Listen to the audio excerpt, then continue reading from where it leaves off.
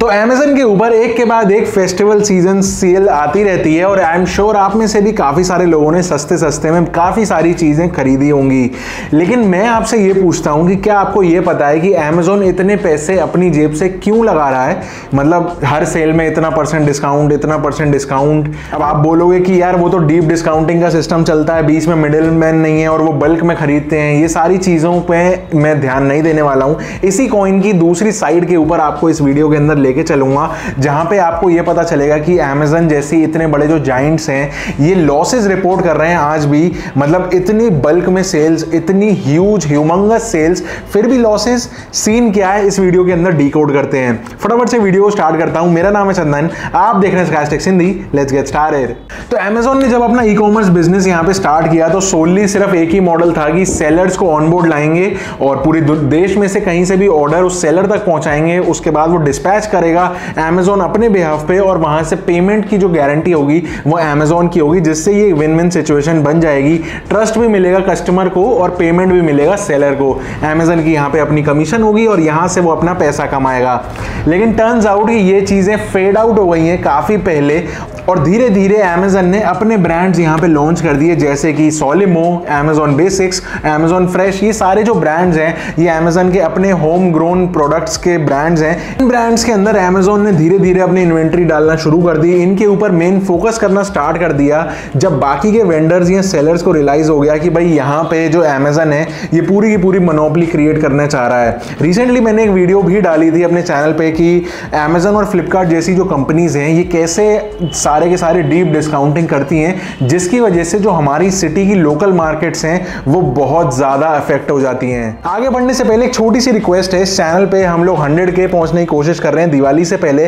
तो अगर आप चैनल पे आते रहते हो या आपको कंटेंट यहाँ का पसंद हो तो एक सब्सक्राइब का बटन दबा देना, हमारी दिवाली अच्छी बन जाएगी। बेसिकली Amazon लोकल वेंडर्स को हिट करना चाहता है, जिसकी वजह से वो हट जाएं और आप और हम जो कस्टमर्स हैं वो सोनली Amazon के ऊपर डिपेंड हो जाएं फॉर एवरीथिंग। इसको भी डिटेल में बताता हूं, जरा रुको, जरा सब्र करो। तो जो Amazon.com है, जो यूएस वाला डोमेन है, उसको बहुत पहले से अक्यूज और मल्टीपल बार अक्यूज किया जा चुका है कि भाई आप लोग जो है मैल प्रैक्टिसेस करके अपनी सेल्स को इंक्रीज करते हो और मार्केट डिस्टर्ब करते हो, जिसको वो ऑब्वियसली डिनाई ही करते हुए आ रहे हैं कि भाई हम तो ईमानदार हैं, हम बिल्कुल तरीके से अपना काम करते हैं। तो रिसेंटली क्या हुआ, बिजनेस इनसाइडर.in ने ये रिपोर्ट किया कि जो Reuters है इंटरनेशनल न्यूज एजेंसी, उसने Amazon.in यानी इंडियन डोमेन के कुछ डॉक्यूमेंट्स उसके हाथ लगे और उसको काफी ज्यादा एनालाइज किया, जिसके अंदर थे लीक्ड पेपर्स, ईमेल्स और बिजनेस स्ट्रैटेजीज। उसके अंदर क्या निकल के आया कि Amazon.in जो है वो इतनी गंदी तरीके से मैल प्रैक्टिस कर रहा है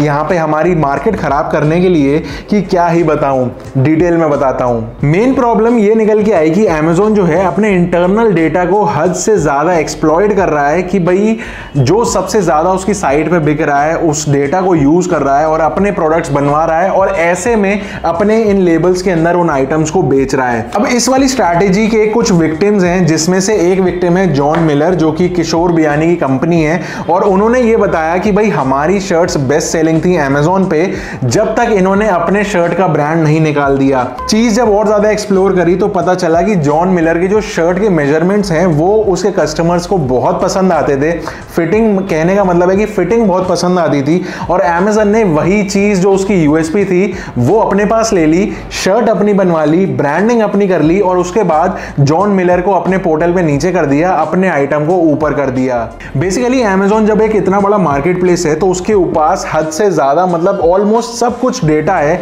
कि कौन सी लोकेशन पे कौन से कलर्स बिकते हैं या फिर कौन सी जगह पे कौन से प्राइस के फोन्स बिकते हैं या फिर किस बंदे को क्या चाहिए या फिर शर्ट में क्या स्टाइल्स ज्यादा चल रहे हैं या A to Z her product में बेस्ट सेलिंग चीज क्या है। तो इजीली ऐसे में उसके पास एक्सेस है कि सिंपली वो अपने सारे बेस्ट सेलिंग आइटम्स को अपनी ब्रांडिंग में अपने पास किसी वेंडर से बनवा ले और उसको अपनी ब्रांडिंग में अपनी ही वेबसाइट के ऊपर बेचे, जिससे सिर्फ उसको वो छोटा सा प्रोडक्ट का कमीशन नहीं बल्कि पूरा प्रोडक्ट का मार्जिन देखने को मिलेगा। Amazon बेसिकली यूएस, यूरोप और इंडिया तीनों के ही अंदर इन्वेस्टिगेशन के अंडर में है कि भाई आप मैल प्रैक्टिसेस कर रहे हो अपना सामान बेचने के लिए, और वो लोग डिनाई पे डिनाई करते चले जा रहे हैं कि भाई ऐसा कुछ नहीं है, हम तो नॉर्मल अपना जी मौज कर रहे हैं, आप भी मौज मौज करो। इंटरनल डॉक्यूमेंट्स ने ये बताया कि जो कस्टमर रिटर्न्स होते हैं अमेजोन के ऊपर, उसको ये लोग बहुत ज़्यादा डीपली एनालाइज करते हैं, पढ़ते हैं, या कह लो उसके ऊपर एक्शन लेते हैं। लेकिन किस लिए? सेलर को आगाह करने के लिए नहीं कि आपकी क्या दिक्कत आ रही है, बल्कि अपने ब्रांड को और ज़्यादा स्ट्रॉन्ग बनाने के लिए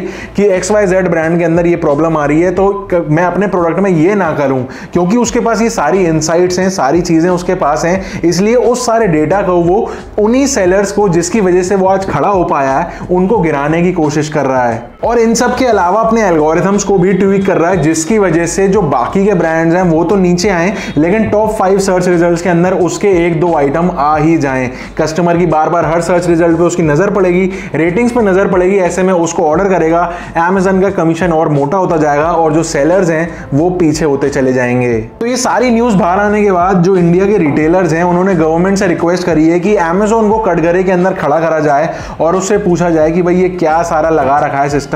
कि सब कुछ खुद ही कमाएगा, जो चीज तेरे लिए नहीं है वो तू क्यों खाना चाह रहा है। ऐसे में जो ऑल इंडिया ट्रेडर्स एसोसिएशन है, जिसके अंदर इंडिया के 8 करोड़ से ज्यादा रिटेलर्स एसोसिएशन के अंदर हैं, उन्होंने रियूटर्स को बताया कि भाई हम लोग इसके अगेंस्ट में एक्शन ले रहे हैं, देख रहे हैं कि क्या क्या पॉसिबिलिटीज निकल के आ सकती हैं। लेकिन